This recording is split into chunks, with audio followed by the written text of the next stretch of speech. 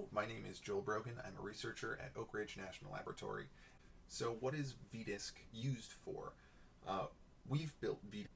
Here's the high-level view of the entities that comprise the VDiSC framework. VDiSC clients and services are interchangeable systems. A client connects to a service. However, a service and a client can be called in the same manner. A client is just a very lightweight version of calling something remotely. Services contain VDiSC pipelines and workers. Workers act as a microservice that perform a very specific vision capability, and those can be strung together by pipelines. Additionally, a service can load other VDiSC clients so that you can have a nested recursive type of worker and pipeline loading. VDiSC sources are a simple type of iterator that can provide frames from a particular source. We have implementations of a VDiSC source for most video files and codec types, also streams like RTSP or M3U8, and GStreamer pipelines. These can be run in their own sandbox mode and connected to via gRPC, or run locally with a client or service. VDiSC databases are relatively... VDiSC clients are extremely lightweight and again are interchangeable with the VDiSC service.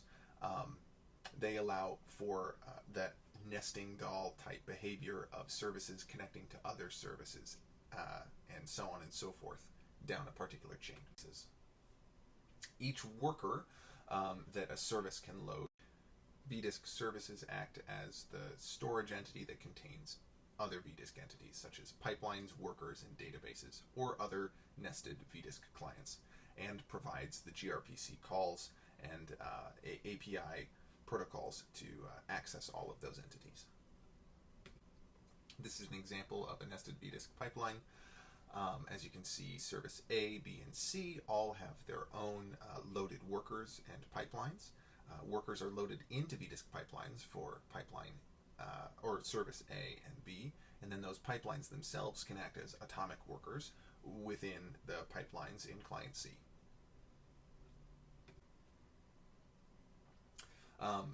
As far as partially homomorphic, here's a short video that shows how you can use the declarative function to create pipelines. VDiSC's declarative computer vision pipelining API that can be used to create pipelines to do different computer vision tasks. Let's start in the terminal and open up a Python instance. From here, we can just import VDiSC and start a session. The session loads some of the locally loadable workers for us. Let's go ahead and print the services we have available. Alright, so it looks like we have services both locally. This localhost one is, that's ours. That's the one we just spun up with start session. And then it looks like there's also a service called building one service running on DGX, and that is somewhere else at this moment. That is a bona fide remote machine that we're going to try and hook into here by utilizing some of the services it has available to it. So if we do this print workers function here, we'll be able to see what's available to us, both locally and on the network. Alright, so we have three workers, it looks like. One is the byte track worker, which implements tracking, DGX. So let's see if we can harness some of these functionalities here. Let's see. Let's first off, we now see there's a pool allocated to the dlib worker. We can actually do the same thing with the insight face worker. Let's only use one of those. Let's start up an insight face worker here. Spins that up, and okay. All right. So it looks like we successfully VDiSC's declarative computer vision pipelining API that can be used to create pipelines to do different computer vision tasks. Let's start in the terminal and open up a Python instance. From here, we can just import VDiSC and start a session. The session loads some of the locally loadable workers for us. Let's go ahead and print the services we have available. Alright, so it looks like we have services, both locally. This local host one is that's ours. That's the one we just spun up with start session. And then it looks like there's also a service called building one service running on DGX, and that is somewhere else at this moment. That is a bona fide remote machine that we're going to try and hook into here by utilizing some of the services it has available to it. So if we do this print workers function here, we'll be able to see what's available to us, both locally and on the network. Alright, so we have 3 workers, it looks like. One is the byte track worker, which implements tracking. That's locally loadable. Same with the dlib worker here, which can do a few different basic things. And I think the interesting one here is the insight face worker. This one's pretty interesting and has a whole bunch of stuff available to it, including looks like age and gender estimation. And that's located on the DGX and is loadable on the DGX. So let's see if we can harness some of these functionalities here. Let's see. Let's first off, let's load up 8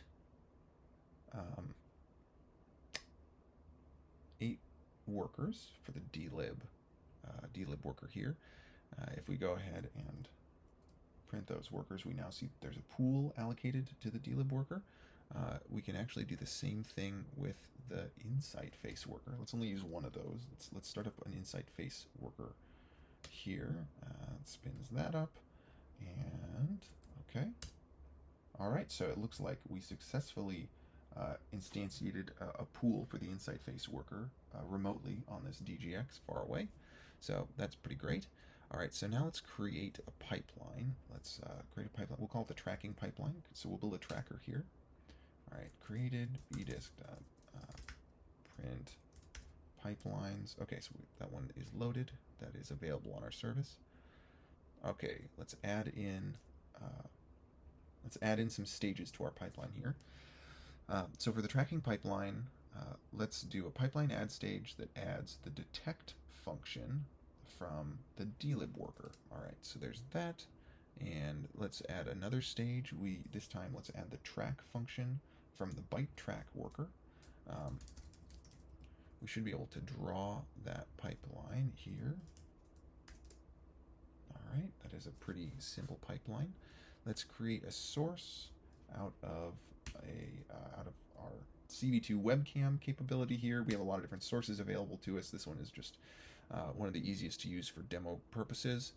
Let's now create a visualizer, the basic built-in VDiSC visualizer that shows everything that is being output by different stages of a pipeline.